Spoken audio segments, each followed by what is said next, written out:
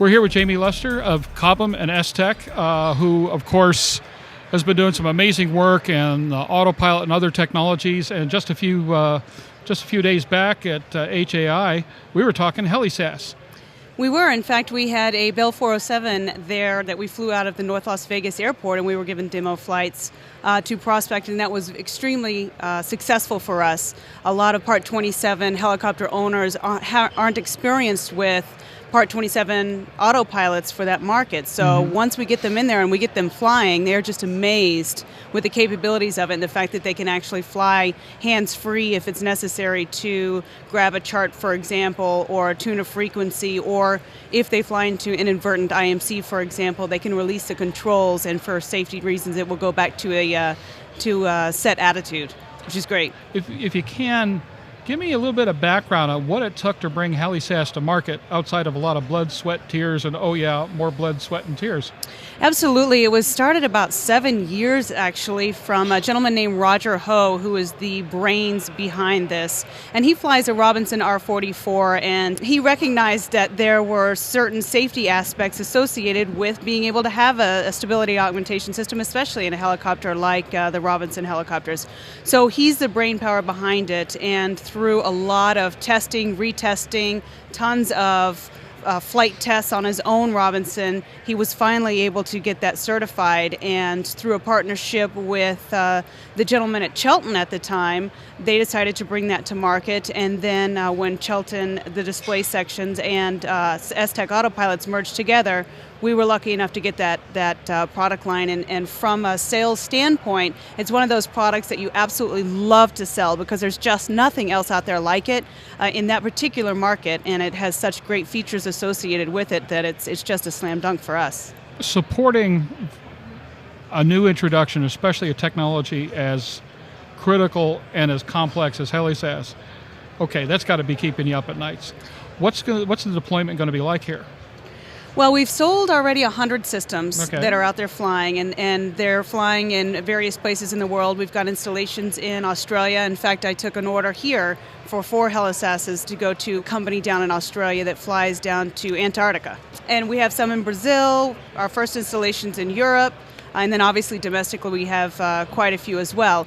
The biggest obstacle for us is just getting the word out. And as more pilots fly it and talk about it, then their friends and buddies get excited about it and they start to install it too. That's our biggest thing, is getting the word out and getting people to experience it. Because once you experience it, we've never had anybody indicate that they didn't like it. In fact, quite the opposite, they absolutely love it.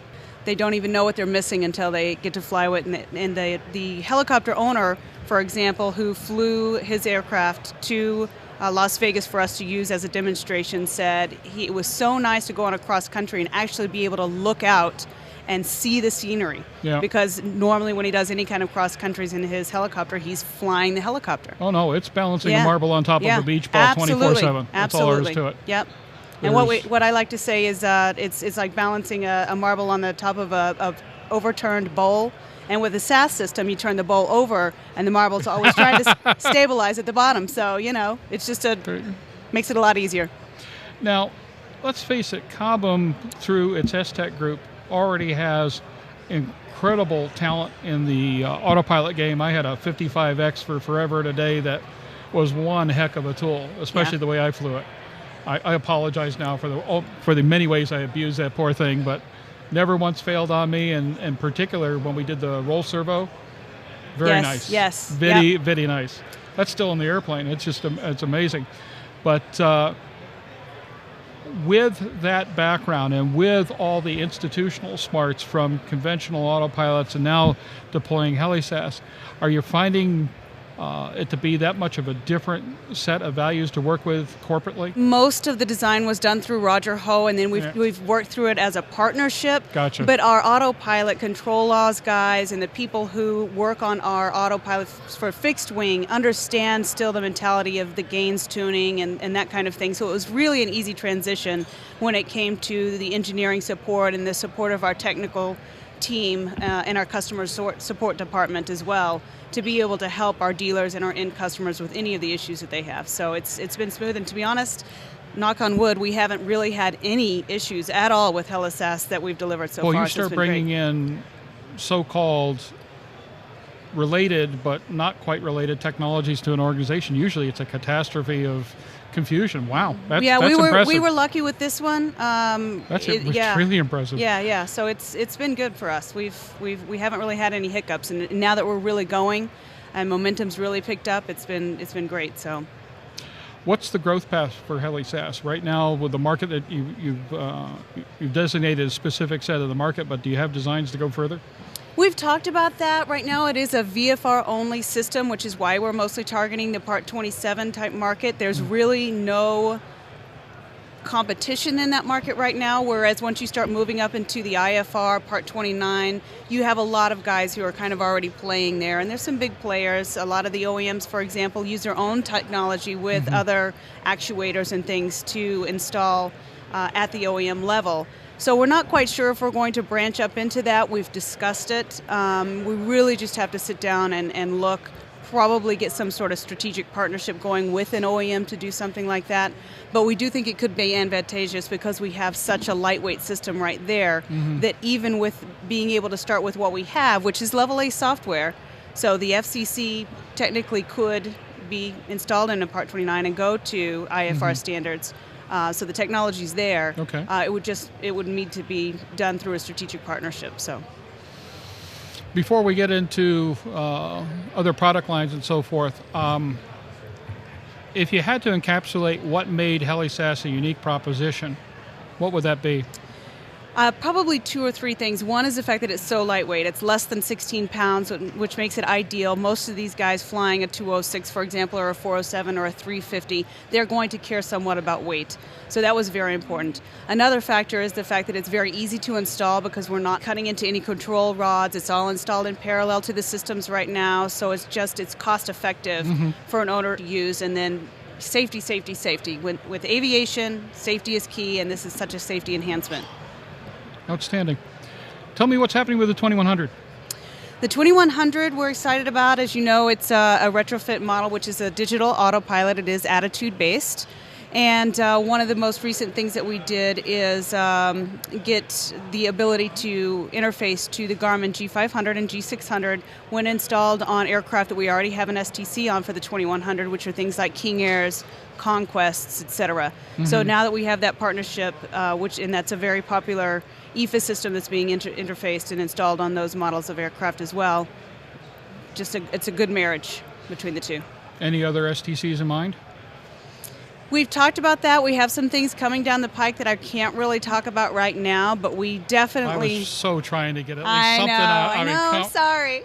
I'm sorry. I'm so disappointed. Yeah. Breaking my heart again. But we are autopilot people.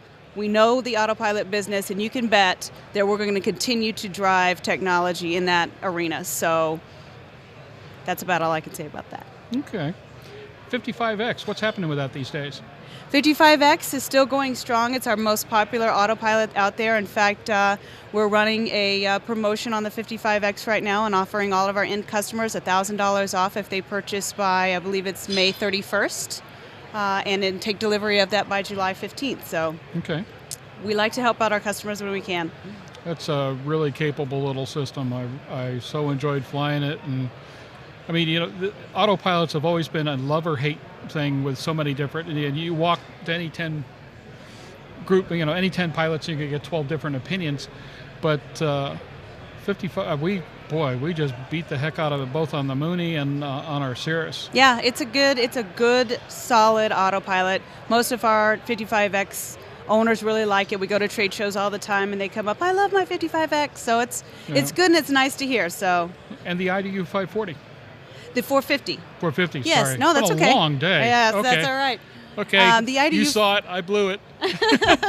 The IDU 450 is our next generation EFIS type systems. They're very, very ruggedized, so they're primarily geared toward the special missions type markets, law enforcement, forestry, things of that nature. And I don't know if you've seen the stress test that we've done online, but it's on YouTube, and it's a great little video to watch. So And we've just recently gotten STCs on the AS350, the 355, the Bell 206, and the 407, as well as the 412 on our IDU 450. Is there a future market expansion for that system as well? Well, we are going to be pursuing the Part 23 market. Again, it's going to be probably specialized Gotcha. to the special missions more market than just a general retrofit.